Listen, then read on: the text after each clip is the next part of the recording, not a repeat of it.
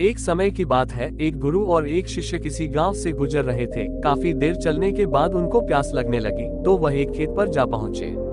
खेत बहुत बड़ा और उपजाऊ था, लेकिन उस खेत को देखकर लगता था कि उसका मालिक उस खेत पर ज्यादा ध्यान नहीं दे रहा था। वहां पर एक झोपड़ी थी। उन दोनों ने झोपड़ी के दरवाजे को खटखटाया तो अंदर से एक आदमी निकला और साथ उसकी पत्नी और बच्चे बाहर निकले। सभी ने फटे पुराने कपड़े पहने हुए थे।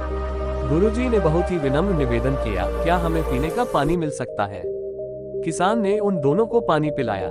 पानी पीने के बाद गुरुजी ने बोले, आपका खेत बहुत बड़ा है, लेकिन क्या आप इसमें कोई फसल नहीं उगते? किसान बोला, नहीं। गुरुजी बोले, तो आप लोगों का गुजारा कैसे चलता है? किसान बोला, गुरुजी हमारे पास एक भैंस है जो बहुत सारा दूध देती है और उसमें से कुछ दूध बेचकर हम गुजारा कर लेते हैं और बाकी बचे दूध को हम सेवन कर लेते हैं। गुरुजी बोले, इतनी बड़ी जमीन को यूं ही व्यर्थ खाली छोड़ना, यह आपके आने वाली पीढ़ी के लिए बहुत ही खतरनाक साबित हो सकता है। खाली एक भैंस पर निर्भर होना आपके लिए ठीक नहीं है। लेकिन किसान बहुत ही आलसी था। उसने कहा कि हमें मेहनत करने की क्या जरूरत है? 15 किलो रोज दूध देने वाली भैंस से हमारा गुजारा ठीक ठाक हो जाता है। तभी गुरुजी बोले, लेकिन आपको मेहनत तो करनी चाहिए, समय का कोई पता नहीं होता। लेकिन गुरुजी की बातों को किसान ने महत्व नहीं दिया। अब शाम हो चुकी थी और देर भी काफी हो गई थी, तो गुरु ने शिष्य को कहा कि आज की रात हम लोग यही बिताएंगे और सुबह जल्दी ही यहाँ से प्रस्थान करेंगे। ये कहकर गुरुजी ने उस परिवार से वहाँ रुकने के लिए अनुमति मांगी। एक बार जब किसान सहमत हो गया तो गुरु और शिष्य दोनों वहीं रुक गए। बाद में आधी रात को गुरु ने शिष्य को जगाया और बोले, चलो हमें इसी वक्त यहाँ से आगे के लिए निकलना है और साथ ही इस परिवार की भैंस को साथ लेकर कहीं जंगल में छोड़ देते हैं। शिष्य ने अपने गुरु की बात सुनकर आश्चर्य हुआ। गुरु ने उसको सही मार्ग पर चलना सिखाया था। आज वही गुरु किसी के साथ बुरा करने को बोल रहे हैं, लेकिन क्या करें? उसे गुरु की बात को तो मानना ही था। फिर वह दोनों उस किसान की भैंस को लेकर जंगल की ओर चलने लगे और भैंस को काफी दूर लेकर जंगल में ऐसी जगह छोड़ दिया जहाँ से उस भैंस का वापस आना नामुमकिन था।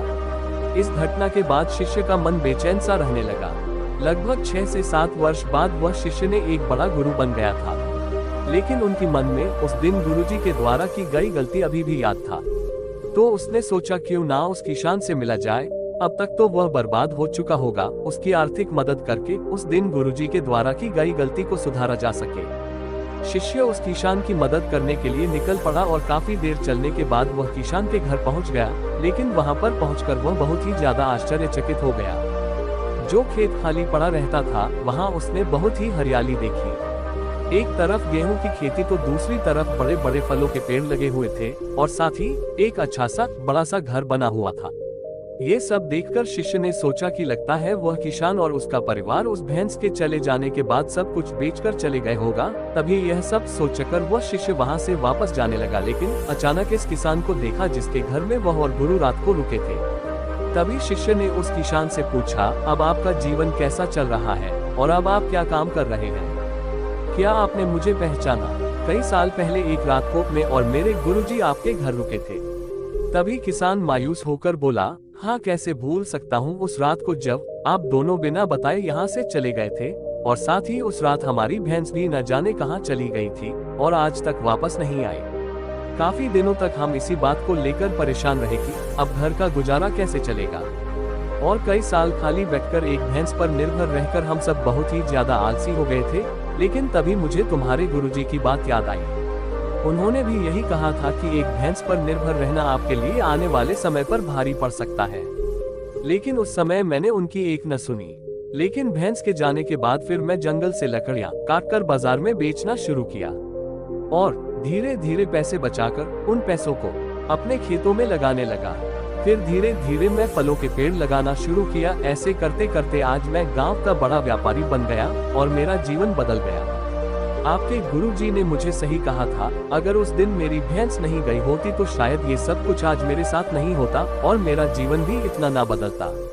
ये सब सुनकर शिष्य बोला, लेकिन ये सब तो आप पहले भी कर सकते थे। किसान ने कहा, बिल्कुल कर सकता था, लेकिन उस समय मेरा काम बिना मेहनत के चल रहा था और मुझे कभी लगा भी नहीं कि मैं ये काम करने में भी सक्षम हूँ।